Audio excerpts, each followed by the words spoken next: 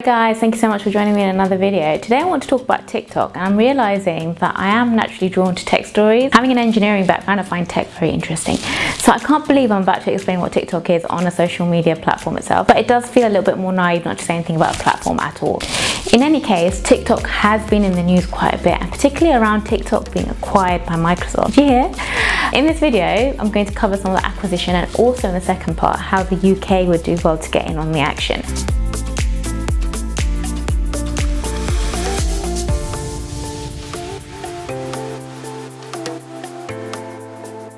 So it has over 800 million users, guys, mainly teens and preteens, with its engaging mix of jokes, videos and music. It's got the potential to rival the American giants of social media, and I'm talking about Facebook, Insta, all of those. Microsoft is a frontrunner to buying TikTok after President Trump issued an executive order. He does like issuing executive orders, I'm not gonna lie. He's issued 24 in his first 100 days in office, more than any other president, and currently is sitting on 180 orders in his first term, where President Obama issued 276 between 2009 and 2017.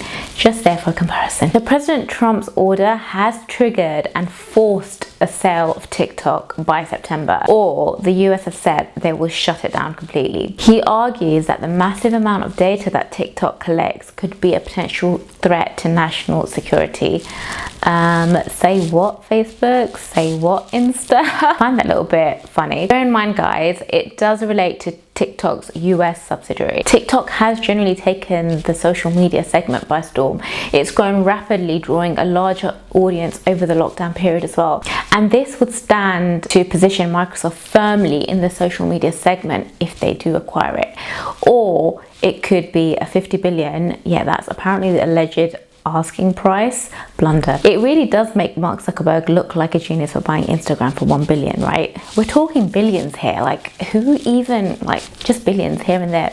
So the big concern I think generally for Microsoft is they will only own a part of a business that is expected to grow revenues from 1 billion to 6 billion by the end of next year. That is pretty spectacular if you ask me. Generally, I am a big admirer of Microsoft, and I think the company has delivered and innovated well over its life. And especially when there have been gaps that have emerged within the market that has weakened the position, they've been able to redirect the behemoth organization and adjust it in order to fulfill those. Many giants are just not capable of doing that. TikTok is radically different from Microsoft though.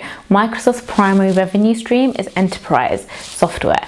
And as we all know, diversifying income streams is phenomenally important for building resilient companies.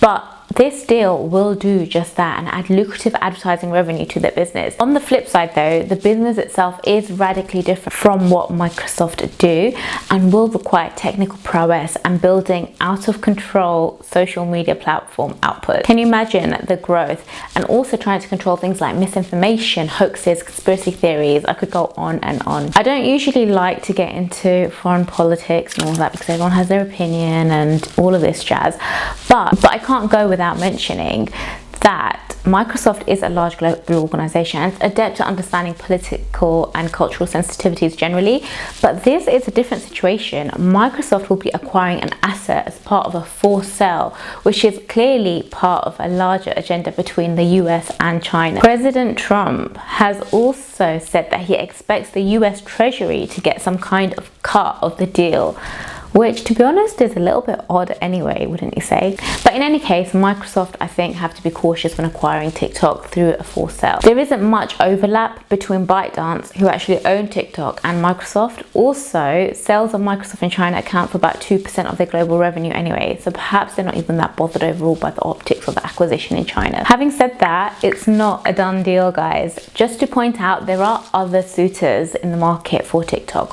For example, Twitter has expressed a huge interest, and there's clear synergy between the two businesses, as they already have that prowess and existing strategies to be able to absorb the business in. Secondly, there's a VC firm called Sequoia Capital, who were an actual early investor in Apple, PayPal, and even Google, and they already own 10% of the parent company ByteDance, who own TikTok. In the meantime, guys, let let's come back to London.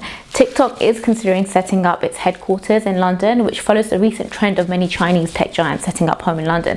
For example, Tencent, Alibaba, and JD.com, which is basically the Chinese equivalent of Amazon. All of these Chinese companies are reviewing London as a potential home for its European plan. Now, obviously, these companies aren't as big as the Facebook, the Amazons, the Netflix, and the Googles, but they are huge businesses in themselves, and perhaps that's why the US is pretty adamant to maintain their dominance over the internet and social media. Europe is out of contention in building a digital economy because all we seem to be obsessed about is regulating rather than building, and so the future battle of the digital economy will be between the US and China. Now, when it comes to telecoms and data security, we should, rightly so, and for the sake of national security, side with the US, like we did with Huawei and scrutinizing their UK business plan. Mobile telecoms clearly has security concerns, and with the network having ownership of large swathes of data is the reason why UK pulled back Huawei building the next generation of mobile network. I do think TikTok's battle is a little bit more commercial and strategic though. Does that really make a difference to the UK, where young people use Chinese versus US owned apps to talk to each other?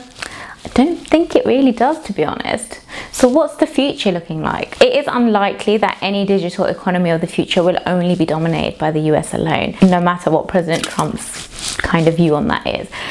It's going to be more likely that it will be shared between the US and China. London has been seen to be like a natural bridge between the two because it already has been a European hub for the FANG, with a large growing presence in London despite all the hoo-ha around Brexit. So I think London could become a natural meeting point for the tech giants of both China and the US that will allow for the sharing of ideas and also create that digital economy and that support system with other smaller companies that supply the giants as well. San Francisco and Shanghai no doubt will be the largest tech cities for the next 20 years, but London could be the bridge and develop as the third. We need all the help we can get with the EU determined to undermine London generally as the financial capital of Europe. But it will obviously, I think, be dependent on US support for us to take that position. And the last thing that the UK ever wants to do is upset the US, guys. We're besties, remember? So there you go, that's my little take on TikTok. Let me know what your thoughts are and what you think about all this acquisition business. But until next time, like, comment and subscribe and all of that jazz. But yeah, see you then, bye.